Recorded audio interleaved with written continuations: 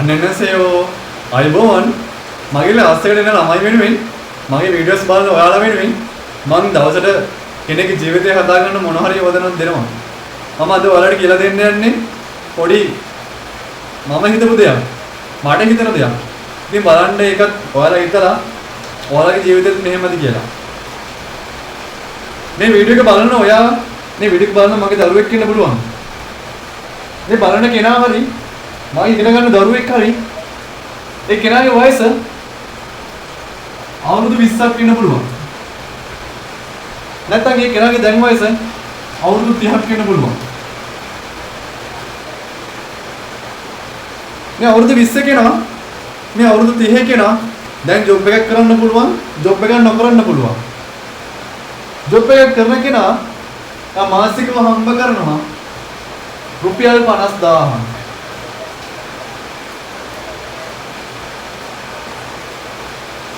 මේ හම්බ කරන රුපියල් 50000න් එයාට වියදම විතරක් යනවා රුපියල් 30000ක් කියලා අපි හිතමුකෝ. රුපියල් 30000.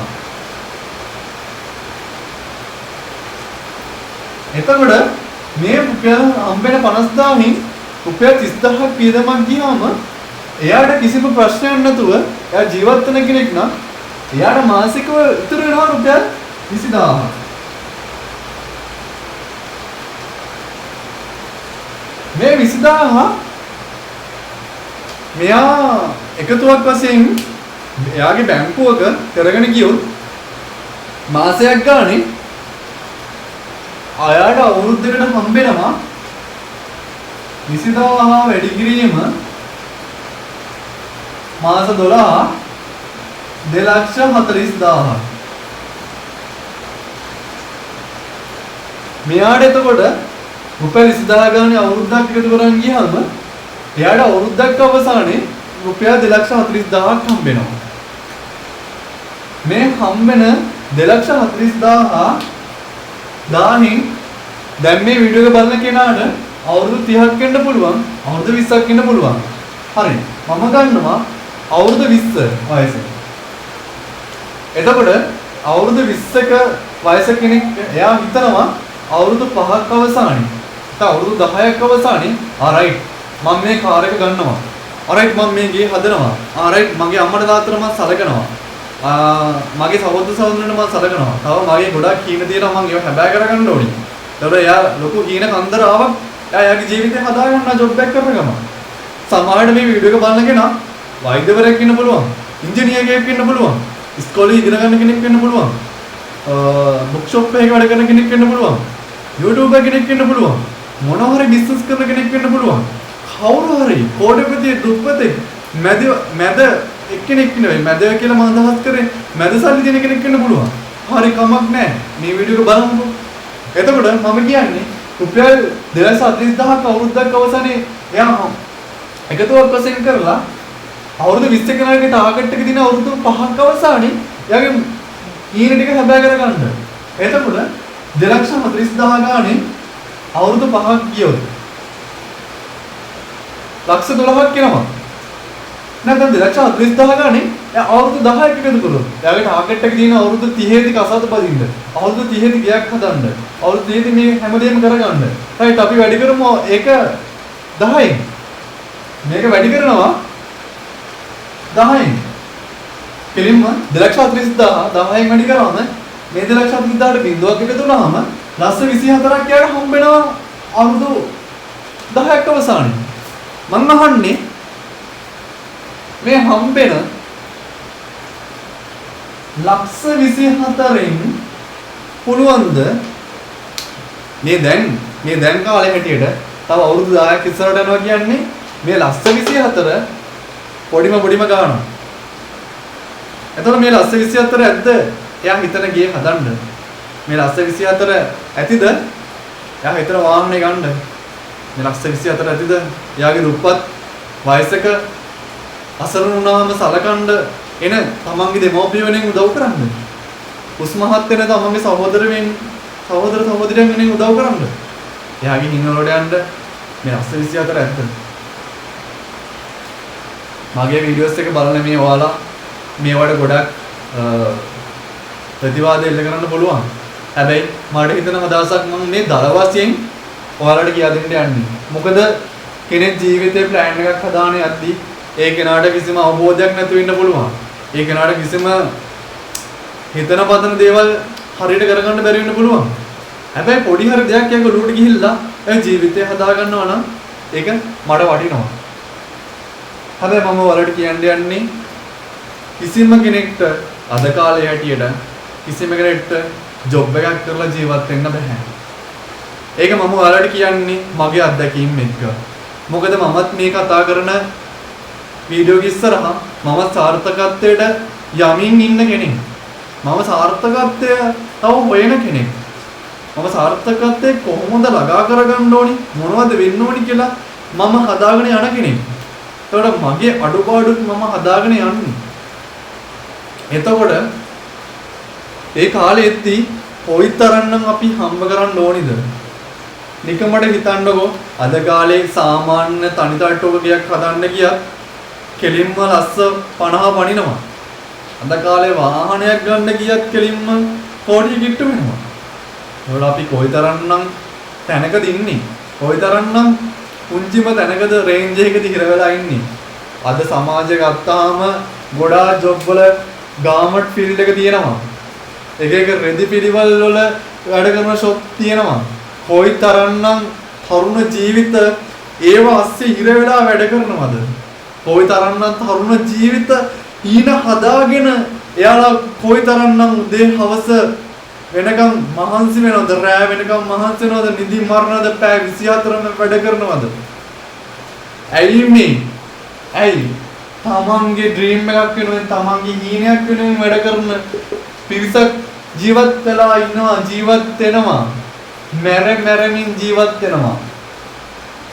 අහිංසක තරුණ ජීවිත එයාලා වෙනුවෙන් කැප කරලා තමන්ගේ දෙමව්පිය වෙනුවෙන්, තමන්ගේ ගර්ල්ෆ්‍රෙන්ඩ් වෙනුවෙන්, තමන්ගේ සහෝදර සහෝදරයන් වෙනුවෙන්, තමන්ගේ කවුරු හරි කැමතිම කෙනෙක් වෙනුවෙන්, තමන්ගේ දහඩිය මහන්සිය හැමදේම කැප කරලා, තමන්ගේ ඊනත් කැප කරලා වැඩ කරන පිරිසක් බවට අද ශ්‍රී ලංකාවේ තරුණ තරුණියෝ මේ හැම කෙනාම පත්ලා ඉන්නවා. ඉතින් අපි මේකද කරන්න ඕනි. ඇයි අපි ඉපදුනේ? ඇයි අපි මේ ලෝකෙට ආවේ? ඇයි අපි මේ වගේ රටක ඉපදුනේ කියලා අපිට මේ හිතන අවස්ථා ගොඩක් තියෙනවා. නම ඔයාලට කියන්න යන්නේ කොයිතරම්නම් මිනිසුන්ට ප්‍රශ්න තියෙනවද? සමහරවිට මේ වීඩියෝ එක බලන කෙනාට ප්‍රශ්න නැති කෙනෙක් වෙන්න පුළුවන්. ප්‍රශ්න තියෙන කෙනෙක් වෙන්න පුළුවන්. එතකොට මේ විදිහට ප්ලෑන් එකක් හදාගෙන අවුරුදු 10ක් ගිහිල්ලා එයාට ලස්ස 24ක් හම්බුනාම ඇති වේද? එතකොට අපි ප්ලෑන් එකක් හදාගන්න ඕනේ කොයිතරම්ද? එතකොට මේ වගේ මේ හම්බ කරන රුපියල් 50000 වගේ කී ගුණයක් අපි මාසෙට හම්බ කරන්න ඕනිද? මේ වගේ දස ගුණයක්වත් මේ වගේ 20 ගුණයක්වත් අපි හම්බ කරන්න ඕනි. එතකොට අපි ඉන්න තැන කොතනද? එතකොට අපි කරන ජොබ් එකත් එක්ක පැය 8ත් එක්ක පැය 10ත් එක්ක පැය 18ත් එක්ක මේ 50000 වැඩි හරි ලස්සයක් හරි එකමාරක් හරි අපි එව්වා කියමුකෝ. අපිට ඇදිද? මේ කතා කරන විදියට අපිට ගොඩ යන දින එකම ක්‍රමේ එක්කෝ අපි එමි කියලා බිස්නස් එකක් පටන් ගන්න ඕනේ.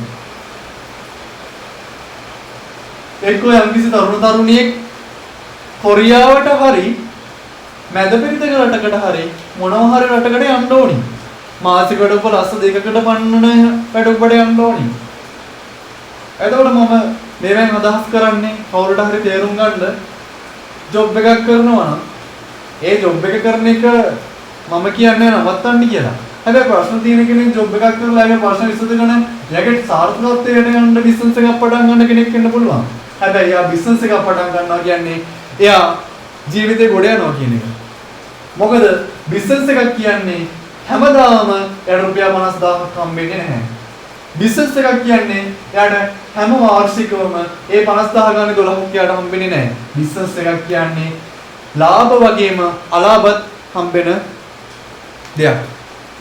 එතකොට මේ බිස්නස් එක පටන් ගද්දී ලාභයක් වගේම අලාභයක් අපි පුරුදු වෙන්න ඕනි දෙයක්. එතකොට අපි යම් කිසි දෙයක් ඉගෙන ගද්දී අපි ඉගෙන ගන්න ඕනි ඒක හරියටම. අපි කොහොමද ඒක කරන්න ඕනි? අපි මේක පටන් ගත්තොත් අපි මොකක් වෙයිද? අපි මේක ආරම්භයේදී මේ විදිය වෙයි. අපි මේක මැදදී මේ විදිය වෙයි. මේක අවසානයේ මේ විදිය වෙයි කියලා අපි හිතන්න ඕනි. බොහොම හදිස්සියෙන් බොහොම කලබල වෙලා අවුරුදු 18 වුණ ගම ගොඩාක්ම තරුණ තරුණියෝ කරන්නේ ගාමට්ටයකට යනවා, රෙදි කඩේකට වැඩ කරන්න යනවා, බුක් ෂොප් එකකට වැඩ කරන්න යනවා, එක්ක මොන හරි දෙයක් කරන්න යනවා. හැබැයි මම හිතන විදිහට දැනෙන විදිහට අද සමාජය ගත්තාම ලොකු වෙනස්කම් ටිකක් තියෙනවා. එකක් 1900 ගණන් වල ඉඳලා ඉපදුණු මිනිස්සුයි 2000න් පස්සේ ඉපදුණු මිනිස්සුයි ලොකු රේන්ජ් එකක් තියෙනවා, ලොකු පරතරයක් තියෙනවා. මම 2000න් පස්සේනේ, මම 2000ට කලින්නේ.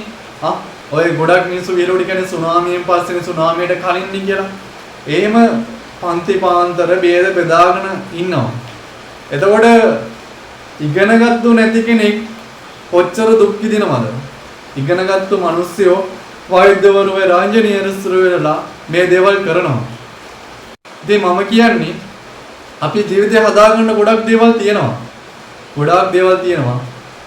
මේ ඕනෙම කෙනෙක්ට ජීවිතය හදාගන්න අංක එක මම මේ වීඩියෝ එකෙන් කියන්නේ ඉස්සෙල්ලා ප්ලෑන් එකක් හදාගන්න. ප්ලෑන් එකක් හදාගෙන ගහන්න තමන්ගේ වයසත් එක්ක අවුරුදු 5ක 10ක ගේම් එකක්. මේ යන ගේම් එකේදී ඔයාලට බාධක එන්න පුළුවන්. ඔයාලට ගොඩක් බාධක එන්න පුළුවන්. හැබැයි ඒ ගහන ගේම් එකේදී ඔයාගේ ජීවිතේ ඉන්න ඕනි ඔයා විතරයි. අපි උදාහරණයක් වශයෙන් ගත්තාම ඔයාගේ නම පසිදු නම් පසිදු ඉන්න ඕනි එකම එක තීරණ එක එකම එක හදහසක විතරයි. එතකොට පසිදු දැනගන්න ඕනි මම මගේ ජීවිතය වෙනුවෙන් වැඩ කරන්න ඕනි, මගේ අනාගතය වෙනුවෙන් වැඩ කරන්න ඕනි, මගේ විවාහය වෙනුවෙන් වැඩ කරන්න ඕනි, මගේ හැම දෙයක්ම වෙනුවෙන් වැඩ කරන්න ඕනි මේ අවුරුදු 5 අවසානයක් වෙනකම්ම. එතකොට එයාගේ අවුරුදු 5 අවසානයේ එයා යන හීනේදී එයාගේ ජීවිතේට ආදරය කියන දේ බාරගත්තොත් එයා මේක ෆේල් වෙනවා. සම්පූර්ණයෙන්ම ඩවුන් වෙනවා. ආගේ ජීවිතේදී එයාට බෑ කියලා නෙගටිව් ෆෝම් එකක් එයා ආරම්භ කරොත් එයාත් මේක ෆේල් වෙනවා.